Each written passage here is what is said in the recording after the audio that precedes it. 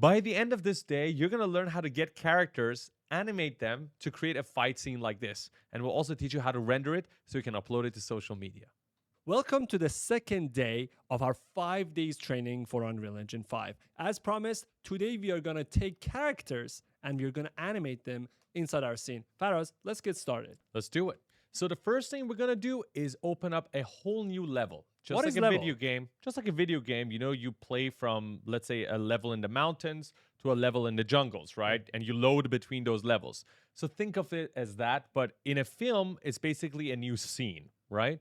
So we're going to go ahead. Right now, we're in the main level. So this is the first level that we loaded. We're going to go to File and open up a new level. You have some presets. The one we're going to use is a basic level. That is going to look exactly like this. So hit Create.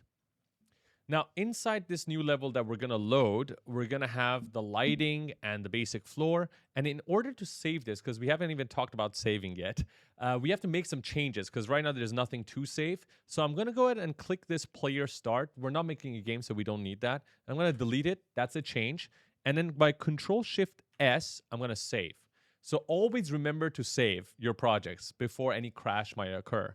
So here in my content drawer, I'm going to right-click, new folder, and call it levels so that any level that I create will be inserted here. I'm going to call this Day 2. Day 2. I like that. Day 2. Okay. So this is my Day 2 level. And I can go back to File to access recent levels. I have my main and Day 2. Okay. So we want to go ahead and bring in a character, right? So to create our characters, we're going to go to an incredible website called Mixamo, which allows us to animate any character. Now, we're going to go to Browse Characters because it comes with some characters of their own, but you can actually go ahead and even upload your own character and animate it. In our Ultimate Unreal Engine program, we will teach you guys how to bring any characters inside Mixamo, animate it, and then bring it back to the scene. We also teach you guys everything about Metahuman, which is are Unreal like Engine super photorealistic humans. characters. Yes. So a lot more in the Ultimate Unreal Engine program. Those are for people who are super serious about learning Unreal Engine to make incredible worlds. But this is a great start. So for today's character, we're going to go ahead and find a SWAT guy. So SWAT, because why not? So we're going to search for SWAT. We're going to pick this guy. And this guy's dancing. And once our SWAT character has loaded, he's dancing. We don't want a dancing animation. We're going to go to the animation tab right here. And we're going to look for kick animation. I want to create 2 animations. So one kicking and one falling. Okay, so one kicking, the other one is falling down. So we're going to take this MMA kick. So MMA kick right here. Look at it. Beautiful. Oh, wow. Beautiful. And it loops perfectly, right? Faraz, you can never do that in real life. I can actually. Yeah. I'll show you after this. Be careful. So we're going to hit download and just leave the settings as is and hit download. We're going to provide you guys with these files as well in the email, but just teaching you how to do it. And we're going to search for another animation, which is called die. Let me see. Die. Okay, falling back death. Let's see. Boom. Let's try that. Oh, Okay. I like that. That's you. I'm going to hit download.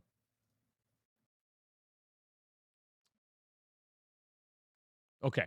Once your files are downloaded, you want to go ahead and open up a new folder inside your content drawer called SWAT.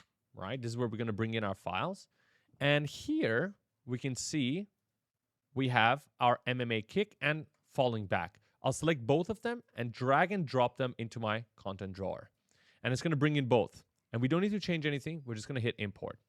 It's going to ask us for something. We're just going to say apply to all. And no, we're not going to overwrite anything because we're bringing 2 of the same characters together. We're not going to overwrite it.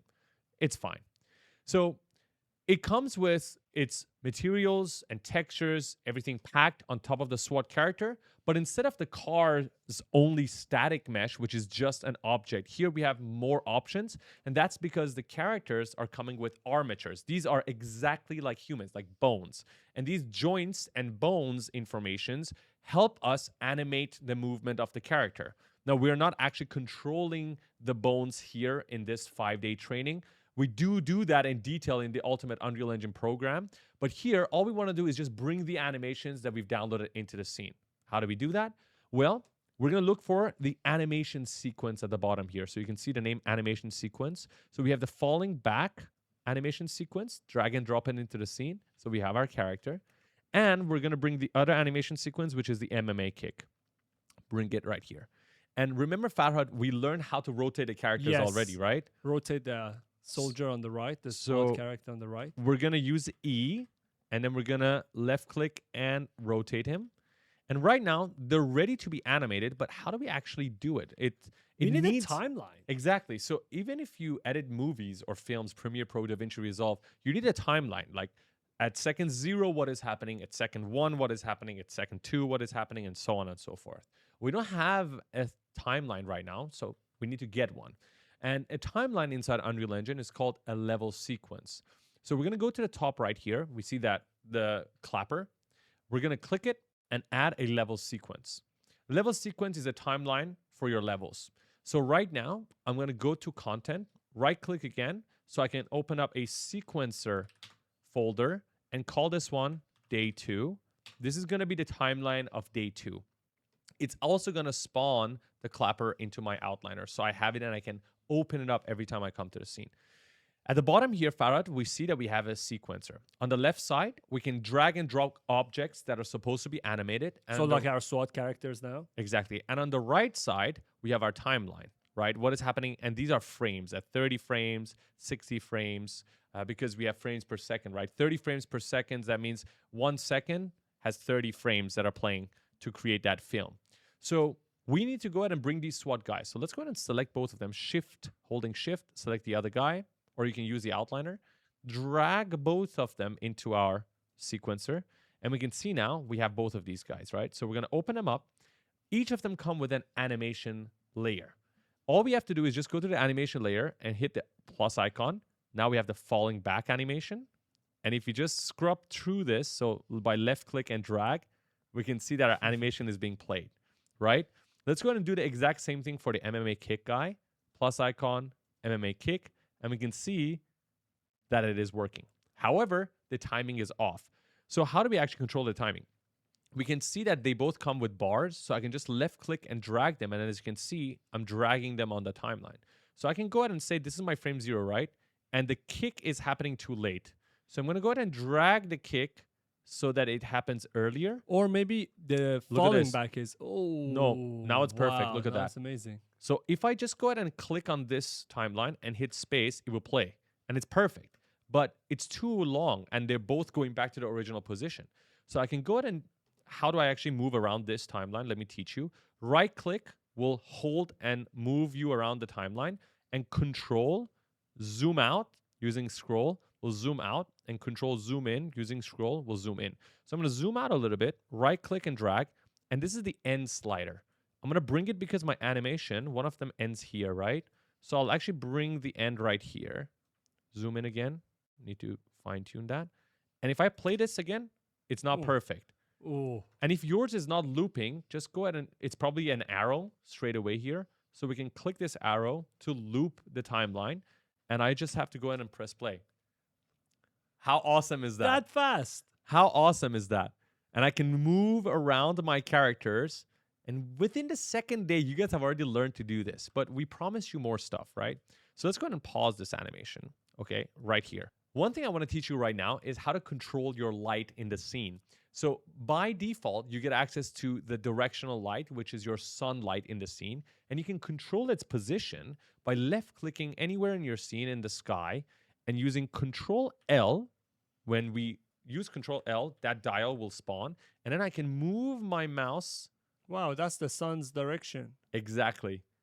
Move my mouse around, and we now control where the sun is coming from. And that is awesome. Now, the next thing I want to teach you, I'm going to drag this down here, is how to actually bring in a camera so that we can position a camera in the scene and create a really nice composition and then be able to render it out. So we're going to learn how to use this icon right here, which is quickly add objects to your project. Under cinematic, we have access to Cine Camera Actor.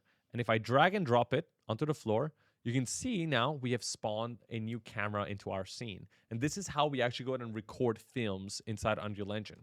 So exact same shortcuts. So W-E-R, right? W to move the camera up and then maybe left. So we can see this is a preview, by the way, of our camera. If I click the sky, the preview goes away.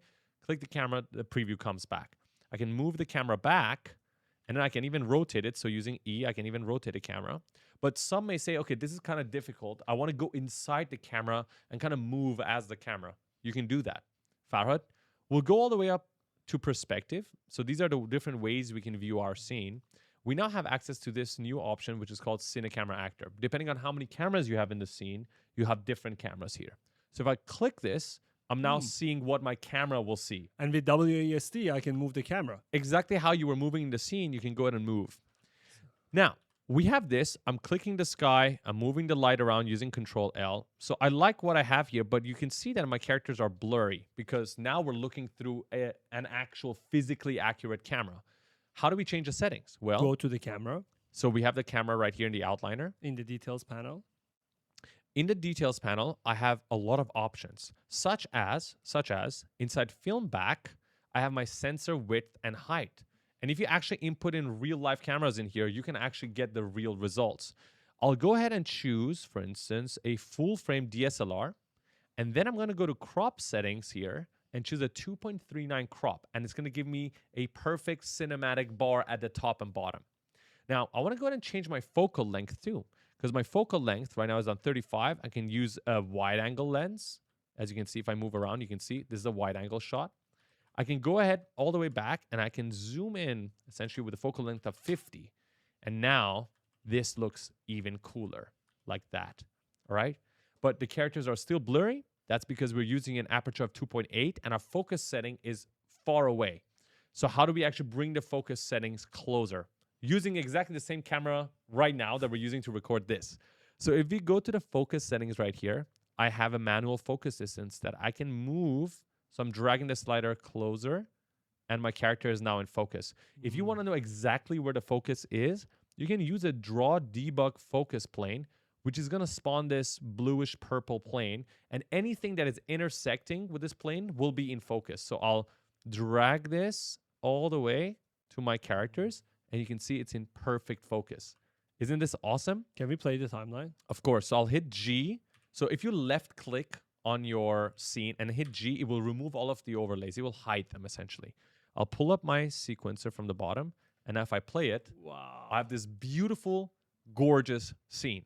Wow. In day 2, we learned how to bring the characters, the animation. We learned how to add a camera to the scene, play with its setting. Yes. And we have now this scene. And now the last thing we're going to do is render this out so that you can upload it on social media and tag us so we can share your work. So how do we actually render this out? Because it's still inside Unreal Engine.